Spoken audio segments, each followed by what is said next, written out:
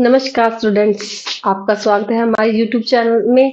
तो आज हमारी इकोनॉमिक क्लास में हम कर रहे हैं चैप्टर 2 का पार्ट मार्जिनल यूटिलिटी का हम पार्ट कर रहे हैं। डेफिनेशन ऑफ मार्जिनल यूटिलिटी का ये पार्ट है। ये क्वेश्चन है जो बहुत ही इंपॉर्टेंट क्वेश्चन है स्टूडेंट। देखिए, जो है derivation of demand curve with the help of law of diminishing marginal utility. एक तो क्वेश्चन ऐसे आएगा, एक क्वेश्चन इसका और है जैसे derivation of demand curve in the case of single commodity. अगर दोनों क्वेश्चन में आ जाए तो दोनों का आंसर हमने सेम ही लिखना है। तो शुरू करते हैं। सबसे पहले डेरिवेशन देखो, क्वेश्चन आ गया डेरिवेशन, इसमें इसकी बहुत इंपॉर्टेंस है और इसका हम मीनिंग देखेंगे हिंदी में। हिंदी में क्या होता है डेरिवेशन? उत्पत्ति। मतलब एक क्लास एक सिद्धांत से दूसरे सिद्धांत की उत्पत्ति। ठीक है, एक चीज से दूसरी चीज का जो विकास होता है, जो उन्नति होती है, इसको बोलते हैं डेरिवेशन। ठीक है, अब देखो डेरिवेशन किसकी हो रही है? डिमांड कर्व की। सॉरी, डेरिवेशन किसकी हुई? डिमांड कर्व की। किससे हुई? किसकी हेल्प से हुई? Law of diminishing marginal utility. सबसे पहले कौन सा लॉ बना? Law of diminishing marginal utility. और उसके बाद इससे किसकी उत्पत्ति हुई? किसकी डेरिवेशन हुई? Law of demand curve. Demand तो आप जानते हैं, डिमांड किस चीज पर डिपेंड करती है? प्राइस पर। ठीक है, जितना प्राइस ज्यादा होगा उतनी डिमांड किसी कमोडिटी की क्या होगी? मार्केट में कम होगी। और जितना प्राइस कम होगा तो उससे क्या होगा? डिमांड ज्यादा होगी। ये तो है डिमांड का लॉ, लॉ ऑफ डिमांड। ठीक है, और डिमिनिशिंग मार्जिनल यूटिलिटी में क्या है?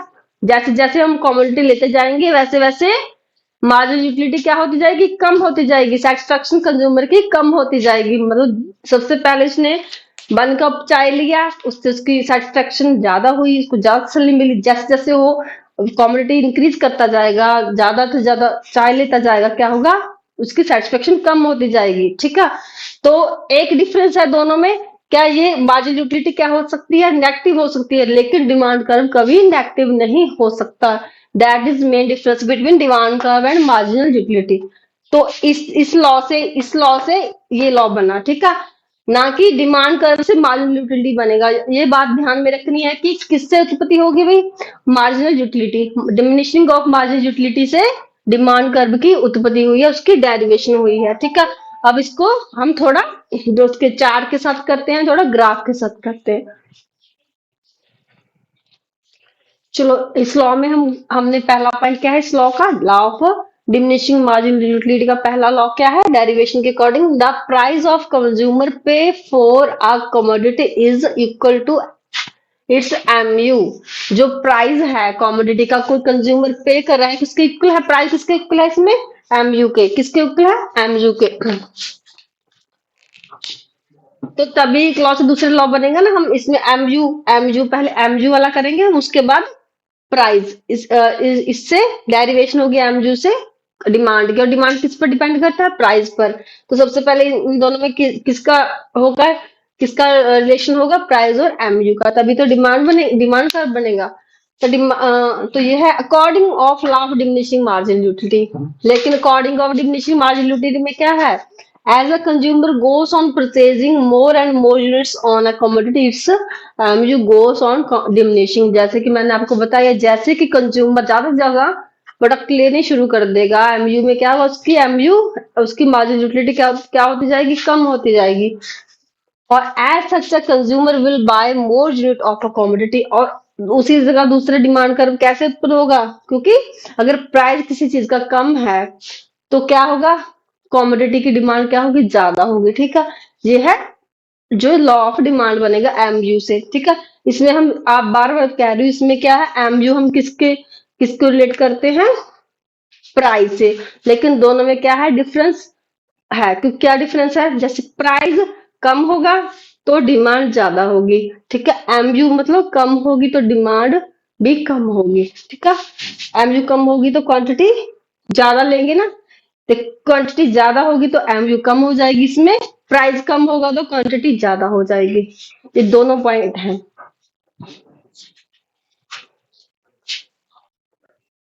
थर्ड पॉइंट क्या है? When MU is expressed in term of money. जब हम मार्जिन यूटिलिटी को एक्सप्रेस किस में करते हैं? मनी में। तब क्या बनता है? डिमांड कर्व बन जाता है। तो इन केस क्या होता है, marginal utility curve will be the demand curve. जैसे मार्जिनल यूटिलिटी कर्व से कौन सा कर्व बन जाता है, डिमांड कर्व। ये क्या है, ये मेन मेन जो हमारा आज का टॉपिक है वो किस चीज का है, एक लॉ से दूसरे लॉ की उत्पत्ति, मतलब derivation of demand curve in case of diminishing marginal utility. जैसे कि डिमिनिशिंग यूटिलिटी क्या है, एक टॉपिक है, ठीक है, एक लॉ है। डिमिनिशिंग मार्जिनल यूटिलिटी क्या है, लॉ है, और उसी से क्या बनेगा, डिमांड कर्व बनेगा। अब हम इसका करते हैं चार्ट से, ऐसे आपको इजीली समझाएगा। अगर आपको क्वेश्चन आ भी जाएगा, अगर आप इसके ऐसे दो बना सकते हैं ना, दो चार्ट बना लेंगे, दो ग्राफ बना लेंगे, तो क्या होगा, आपके मार्क्स बहुत अच्छे आएंगे और एग्जामिनर को इजीली समझ में आ जाएगा। उसको लगेगा भाई हाँ, स्टूडेंट को कुछ आता है, उसको नॉलेज है।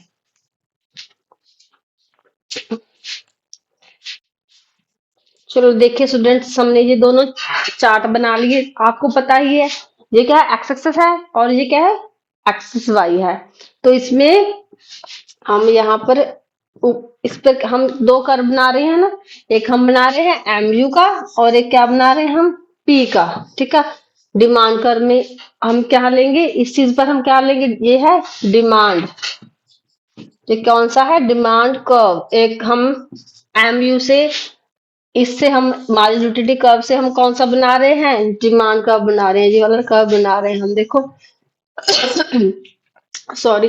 तो डिमांड कर्व में हम क्या लेंगे, एक्स वाई पर हम क्या लेंगे, पी, और इसमें क्या लेंगे हम, एक्स वाई पर एम यू मार्जिनल यूटिलिटी लेंगे, और इस पर हम क्या लेंगे, दोनों पर सेम क्वांटिटी, इस पर भी हम क्या लेंगे, क्वांटिटी। अब इसको बड़े ध्यान से आपको समझना है, ठीक है।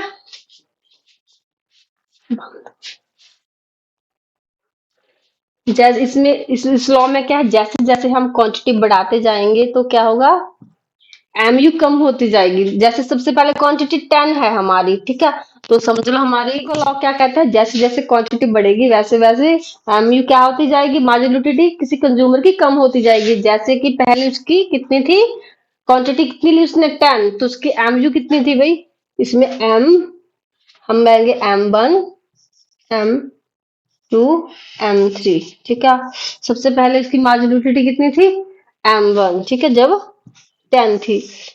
तो उसके बाद क्या हुआ, उसके बाद उसने क्वांटिटी बढ़ा दी, क्वांटिटी उसने बढ़ा दी, 20 कर ली उसने क्वांटिटी कमोडिटी की। तो उसके बाद उसकी M2 पर नीचे आ गई, उसकी M1 से M2 नीचे डिराइव होगी, नीचे नीचे आ गई उसकी एमयू, मतलब कम हो गई उसकी, यहाँ पर आ गया, ठीक।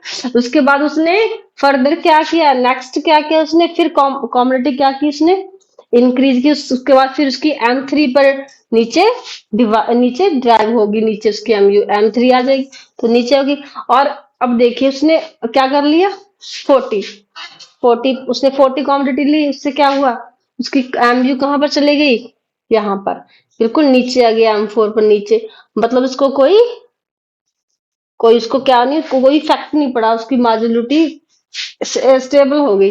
उसके बाद अगर वो M5 लेगा, ठीक है, माइनस में M5 ले लेगा, तो क्या हो जाएगा, 50 हो गई उसकी, उसने 50 ली, ठीक है। तो उसका पॉइंट यहाँ क्या बन जाएगा, यहाँ बन जाएगा उसका पॉइंट, माइनस में आ गई उसकी डिमिनिशिंग मार्जिनलिटी, डिमिनिशिंग मतलब डाउन, ठीक है, उसकी मार्जिनलिटी नीचे आ गई और नेगेटिव हो गई। और एक बात आपको ध्यान में रखनी है कि डिमांड कर्व कभी भी नेगेटिव नहीं होता और एमयू कर्व नेगेटिव होता है। मतलब अगर मर्यादा से ज्यादा, एक कैपेसिटी से ज्यादा कोई कंज्यूमर कंज्यूम कर ले कमोडिटी को, वो क्या होगा, उसको उसकी नेगेटिव उसको नेगेटिव रिजल्ट मिलेगा। जैसे उसने कुछ चीज ज्यादा मतलब ले ली, कई बार होता है उसने ज्यादा मतलब कोई चीज ले ली, उसको उसकी हेल्थ के लिए अच्छी नहीं है, ठीक है, उसने चाय ओवर पी ली, तो उसके बाद उसको वॉमिटिंग भी लगेंगे, मैंने आपको पहले बताया था। तो ये रिजल्ट किसमें आ गया, नेगेटिव में आ जाएगा।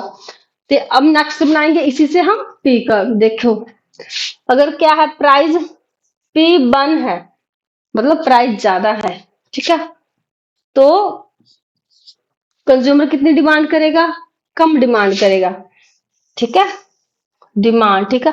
क्वांटिटी की क्वांटिटी है, कितनी डिमांड करेगा, 10 करेगा।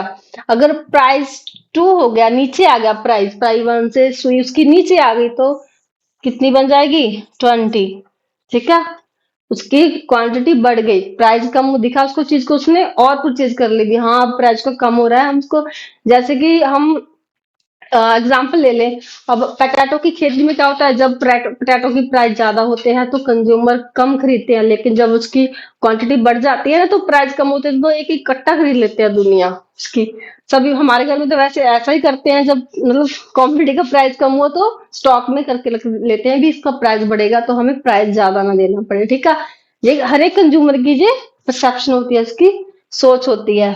उसके बाद अगर प्राइस 3 हो गया और नीचे चला गया प्राइस, तो 30 पर हुआ ना उसकी क्वांटिटी, उसने ज्यादा ले ली। ठीक है, और अगर प्राइस और नीचे आ गया, P4 आ गया, फिर उसने और ज्यादा ले ली। ठीक है, 40 हो गई।